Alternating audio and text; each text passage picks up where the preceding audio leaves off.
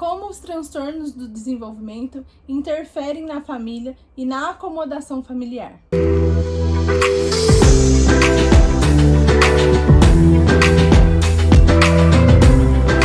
Olá, meu nome é Beatriz Bel, sou terapeuta ocupacional e hoje nós vamos falar um pouco de como os transtornos no desenvolvimento, os atrasos no desenvolvimento, eles podem impactar na rotina familiar, na forma como a família funciona ali e o quanto isso traz de interferência para a vida dos pais, mas também para o desenvolvimento da criança. Os estudos mostram que existe um impacto muito grande na rotina de crianças que têm atraso no desenvolvimento ou crianças que estão dentro do transtorno do espectro autista.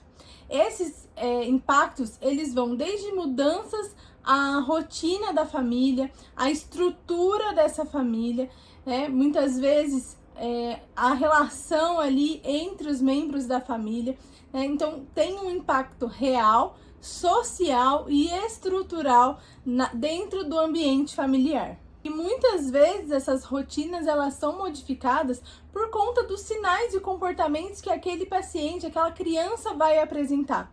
E esses comportamentos principais, né, que modificam a família, além da mudança da rotina, muitas vezes ter que esperar por crises, por rituais, por questões de comportamento que a maioria das vezes os familiares não sabem como lidar. Na tentativa de ajudar, acabam piorando. E essa sensação de ver o filho sofrer, isso causa uma angústia muito grande nos pais. Por não saberem lidar, muitas vezes isso traz consequências para os casamentos, por exemplo. Porque o pai e a mãe acabam divergindo ali na forma de lidar com a situação. A mãe, geralmente, é quem tem mais paciência, acaba se sobrecarregando com esses comportamentos, com essa rotina de terapias, esse excesso de informações que ela precisa buscar. E muitas vezes o homem acaba deixando isso de lado, saindo de cena, o que dificulta ainda mais todo esse processo. Quando os pais estão juntos, os estudos mostram que essa dinâmica familiar consegue funcionar de uma forma menos estressante. Mas quando existe essa separação, isso traz um impacto emocional muito maior, tanto para a mulher, que se vê sozinha ali naquela situação, mas também para a criança, e isso tem um impacto significativo no desenvolvimento dessa criança. O que acontece muitas vezes é uma acomodação familiar aos sintomas dessa criança.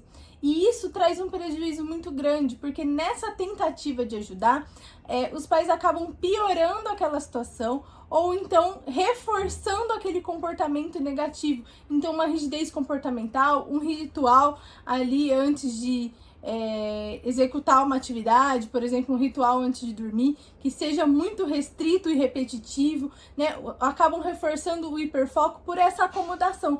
Os pais não sabem lidar e acabam entrando naquele ritual, entrando naquele comportamento, assim, para muitas vezes evitar que essas crises aconteçam, porque não sabem outras formas de manejar e acabam se acomodando ali. Então, por isso, é fundamental a orientação parental. É fundamental que os pais eles sejam também centro das terapias e que eles passem por um processo terapêutico. Minha visão como terapeuta, eu trabalho diretamente com essa ligação dos pais e com a intervenção dos pais nesse processo para que eles possam conhecer e entender esse funcionamento, para que eles não fiquem reféns desses comportamentos, dessas questões das crianças e isso não impacte em quem esses pais são. É claro que sempre que existe um filho, né, isso independente de ser atípico ou neuroatípico, há uma mudança na rotina, há uma interferência no funcionamento familiar, os papéis ocupacionais mudam, então a mulher que era uma professora, que era esposa, que era filha, ela passa também a ser mãe. Né? Então é um papel novo e que exige muito tempo e muita dedicação. Então quando existe um sintoma, quando existe essa intensificação por conta de um transtorno do desenvolvimento, um atraso no desenvolvimento, essa mulher ela acaba perdendo aos poucos a sua identidade por conta dessa acomodação, por estar ali tão inserida naquilo que ela acaba, inclusive, se denominando como mãe atípica. Ela acaba usando o termo atípico, que é do filho, que é associado ali ao desenvolvimento neurobiológico da criança, e ela acaba assumindo esse papel, sendo que isso não é necessário, porque a gente, na terapia, nós terapeutas, vamos ensinar os pais a não se acomodarem com essas questões e a lidarem da melhor forma possível para que ela continue tendo a sua identidade, para que ela continue tendo seus papéis ocupacionais e que esses impactos que essa criança traz na sua vida sejam menos significativos do que quando ela se insere ali, fica ali dentro daquele contexto sem ter ali uma saída. É fundamental que isso aconteça, porque quando as mães elas se deixam levar pelos sintomas dos filhos, ao invés de ajudar no desenvolvimento, elas acabam exacerbando aquele sintoma.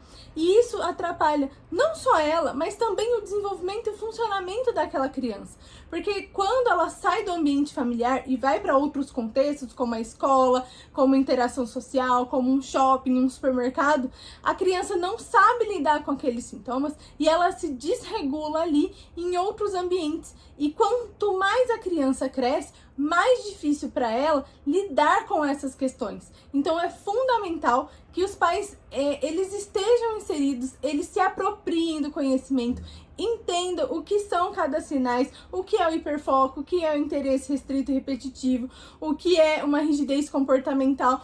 Cada um dessas coisas que envolvem, por exemplo, o transtorno do espectro autista, para que então ela consiga ter ferramentas de como ajudar o seu filho, causando um impacto menor ali no atraso do desenvolvimento da criança, que ela possa incentivar, ajudar a criança a evoluir e que ela não perca o seu papel, o seu lugar ali dentro daquele ambiente familiar.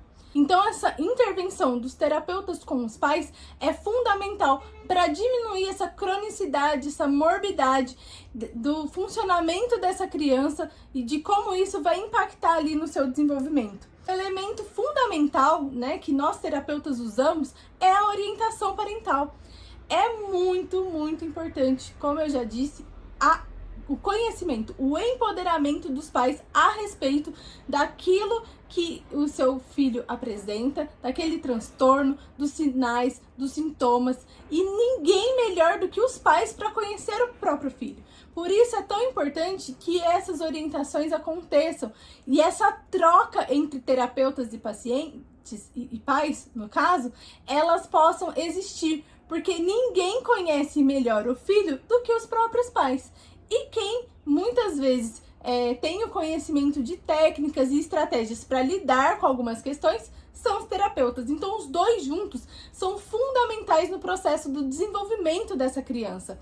E isso faz total diferença na vida da família e da criança. A ideia aqui não é que vocês sintam culpa de estar nesse lugar, porque essa acomodação, muitas vezes, ela é o recurso que tem para que não piore determinadas situações. E isso não é de todo errado. Mas é importante sinalizar que, através da orientação, através de outros recursos, é possível sair dessa zona de acomodação e promover um melhor desenvolvimento para a criança e também para as mães e os pais que estão inseridos dentro desse contexto. Se você tem dificuldade em entender em qual momento o seu filho está ali dentro do desenvolvimento, se você tem dúvidas sobre o diagnóstico, se você tem alguma ansiedade em como lidar com alguns sinais e sintomas, não deixe de buscar ajuda, não deixe de procurar os terapeutas do teu filho, não deixe de se inserir ali em grupos com outras mães, trocar informações, porque isso é fundamental para que você tenha um bom funcionamento emocional, cognitivo, preservar a sua identidade, assim como o desenvolvimento da sua criança. Se você gostou desse vídeo e acha que ele pode ajudar outras pessoas, não esqueça de compartilhá-lo. Se você gostou, deixe seu joinha. Se inscreva aqui no canal para receber notificações para os próximos vídeos. Deixe aqui seu comentário sobre alguma dúvida, sobre algo que chamou a atenção, sobre algum questionamento a respeito do vídeo. E é isso. Muito obrigado. Até o próximo vídeo.